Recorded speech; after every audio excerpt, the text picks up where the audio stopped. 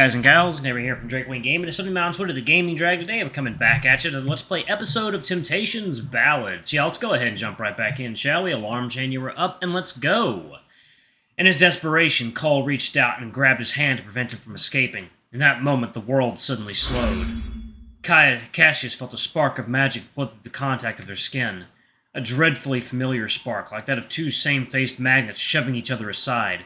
Cole immediately recoiled and retracted his hand, confusion swimming across his face. What the hell was that? Cassius could barely hear him, clutching his own palm in dawning horror. You're the other one. The one that was stolen. What the hell are you talking about? This is all a trick, isn't it? Some sort of plot against my father. Did Enchanter Agatha put you up to this? Slow down, dude. I have no idea what you're babbling about. Your lies can't fool me. You know. You must. There's no other explanation. I have to get out of here. Father will be furious. Before Cole had time to retort, a wave of arcane smoke enveloped Cassius as he misty-stepped away. Oh, you're not getting away from me that easily.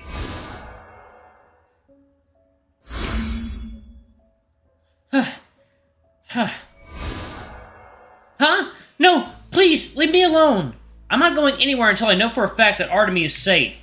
Listen, I don't care about whatever is going on. I just need... Oh, come on!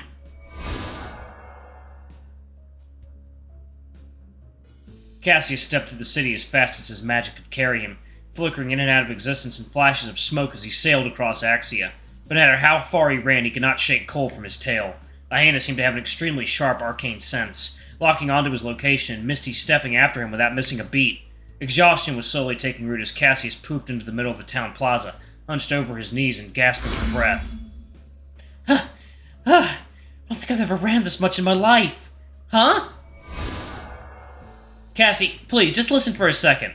I know there's a lot going on that I probably don't understand, but at the end of the day, my friend's life is in danger, and, well, it's partially my fault.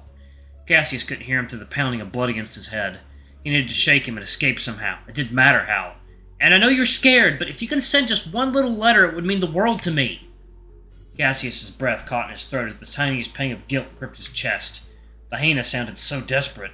He shook his head furiously. No.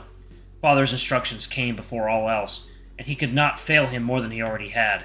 Cassius stood up straight and closed his eyes. Magic welled up deep inside him, slowly streaming through his entire body. Cole seemed to sense it immediately and took a nervous step back. Wait, what are you doing? Time stopped. What the? Cole stumbled on his feet. His stomach had dropped for a split second, as though he had fallen from a great height. He glanced around frantically, but the prince was nowhere to be found. Did you just cast a 9th level spell to get out of a conversation? Cole's eyes flashed a turquoise glow as he cast another ghostly gaze under his breath. But no matter where he looked, he could not find a hint of Cassius anywhere. Cole's shoulders fell as he stood silently in the street. Dread pulled inside him and gnawed painfully at his very bones. The prince was gone, and his best hope of saving Artemis from his own damn mistakes was gone with him.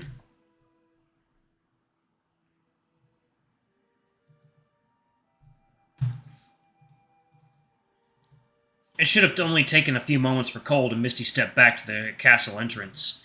He was struck with the thought of looking Artemis in the eyes and decided he could probably drag his feet a tiny bit. They were probably imagining Cole engaging in a harrowing chase across the city and were waiting for his return with the good news. He felt like the only thing he could deliver these days was disappointment. Cole probably would have dawdled a little longer if the image of Sid's knowing look didn't flicker across his mind like an annoying gnat. It made his stomach gnaw painfully inside until he couldn't ignore it. With a sigh and at least 20 wasted minutes of stewing in his own misery, Cole finally stepped before Castle Deluvium's gates in a puff of smoke. He found everyone waiting for him near the entrance. Sid was currently on the ground in a fetal position, while Artemis was chatting enthusiastically with Maeve about the versatility of hand gestures. Calder just looked confused about the social customs of knights, but kept his mouth shut. Sid's ears twitched as Cole approached, but he did not lift his head from where it lay buried in his hands. Hey man, what did I miss? I fucked up! Huh, was it that bad? Boss, I fucked up so hard! Artie still thinks flipping people off is like a casual salute or something. Half the guards in the courtyard think the creator's chosen as a massive dick. And she flipped off the goddamn Prince of Axia. What do I do? Well, I remember a wise man telling me people deserve to know the truth and all that good shit.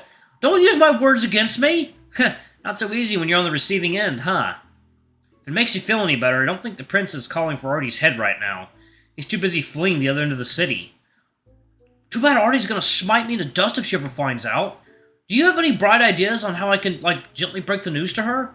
You're asking me? Dude, I can barely deal with my own fuck-ups. If she starts coming for us, you can probably just throw me to the wolves. Out of the two of us, I deserve the bigger thrashing. Sid finally lifted his head with a frown. Don't say it like that. You know it's true. Artemis suddenly spotted him and waved, cheerfully thrusting her middle finger in his direction. For a split second, Cole thought the knight had finally caught on to him and made her feelings known. His heart jumped to his throat before he got a hold of himself. Of course not. Artemis hasn't found out yet. And whose fault is that? Shaking himself out of his stupor, Cole forced a smirk and responded with a finger flip of his own. Artemis grinned brightly like a child who successfully retold a well-received joke. Dude, don't encourage her!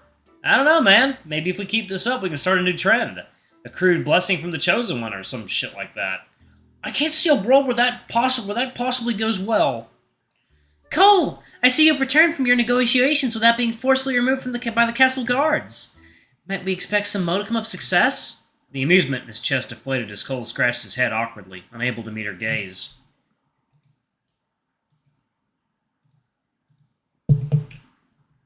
Huh. Well, you know me. I always deliver. It's usually disappointment, but boy do I deliver. Is this due to your own negotiations, or from our good Chosen's bold display? Artemis blinked. Oh, did I accidentally slip a faux pas during our exchange? My deepest apologies. I am still getting accustomed to all these strange gestures. No, I admire your honesty, Gautier. I've wanted to see someone speak plainly to the royal family for years. Sid glanced over the cliffside and looked like he was considering throwing himself off the edge. In any case, barging straight into the prince's room was a risky move, and, dare I say, unwise. Did your efforts bear any fruit? Kinda. He just came across as a nervous guy who was not at all ready to be prince. I played the nice guy card and got him to loosen up a bit. Cole scratched his chin thoughtfully. When I poked him about the details of Artemis' mission, he's let slip something interesting. He said that the bishop was a close colleague to the king, and, well... Cole glanced at Artemis with a worried frown. Well, it sounded like your mom knows about whatever weird shit is happening involving these rubies. What? Are you accusing your excellency of being involved in some great conspiracy? That's nonsense. My mother may not be a gentle soul, but she is a good and pious woman. Cole, surely you must have misheard. Cole shrugged. I'm just telling you what he said.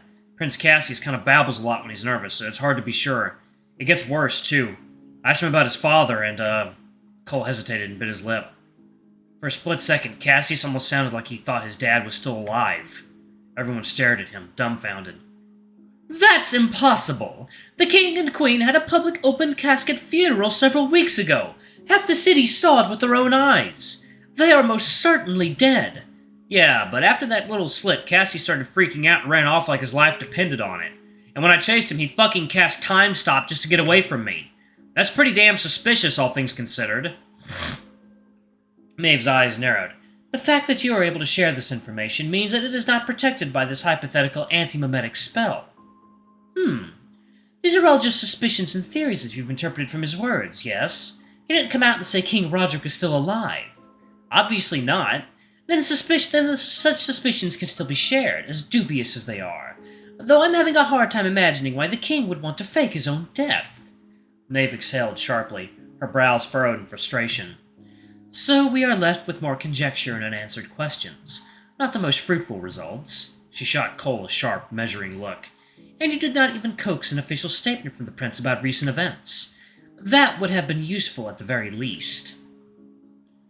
When you barged into the royal palace alone, I hoped you'd have a more coherent plan than making the prince to babble nonsensically and then scaring the wits out of him. Hey, I know you're pissed that you didn't get to interrogate him yourself, but I did the best with what I had. You made a reckless move without consulting anyone else. And for what? What did you two even talk about? Oh, 1 second, y'all. Alright, sorry about that, y'all. That was my new boss calling me to schedule some training, 2 weeks out for, March 3rd, so... yeah, it's official. It is official. Oh my goodness. I'm gonna be starting a new job. It's gonna be awesome. I cannot wait. Anyway, Well, Maeve's eyes narrowed, dripping with suspicion. I would find it most useful if you walked us step by step through how your conversation went. Perhaps we will find insights you could not. Cole crossed his arms and glared right back. Why do I feel like I'm the one being interrogated now? Because your integrity is being called into question, to which you should ideally provide answers instead of indignation. Gautier assured me that you are a trustworthy leader of this little merry band, but I have yet to witness anything of the sort. Artemis shoveled in her boots as she glanced between the two of them. Her gaze was filled with an uncomfortable amount of certainty, as though she was waiting for him to quickly put their doubts to rest.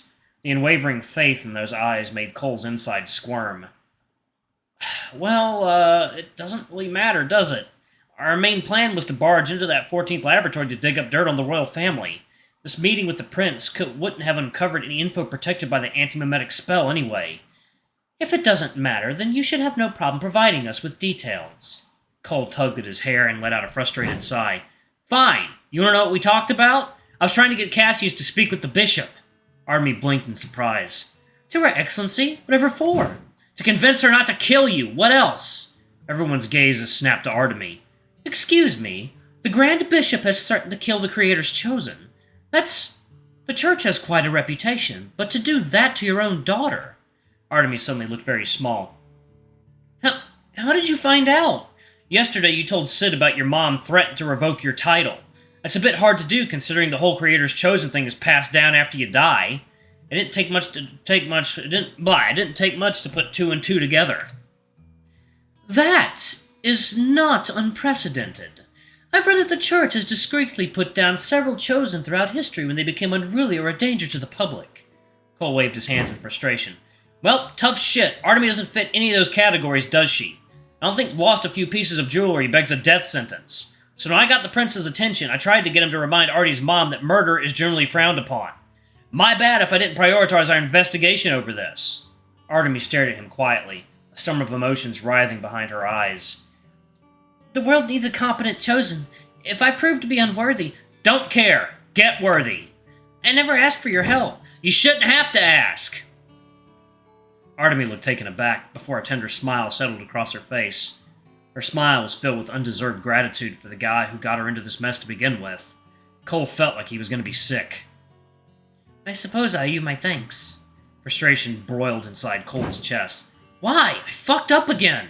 The prince made no promise to help, and we barely got the information out of him. Regardless of the results, I appreciate your efforts, Cole. She turned and nodded towards Maeve. I pray this is enough to assuage your suspicions? The noble nodded slowly. It does, somewhat. My apologies, Kaladai. It seems I have misjudged you. But you didn't, Cole wanted to scream. Alright, I'm going to go ahead and pause it right there. Thank you all so much for watching. Don't forget to like, comment, subscribe, ring that notification bell, and check out our Patreon if you can. It always helps. Anyway, I love you all, and I'll see you all in the next video. Bye-bye!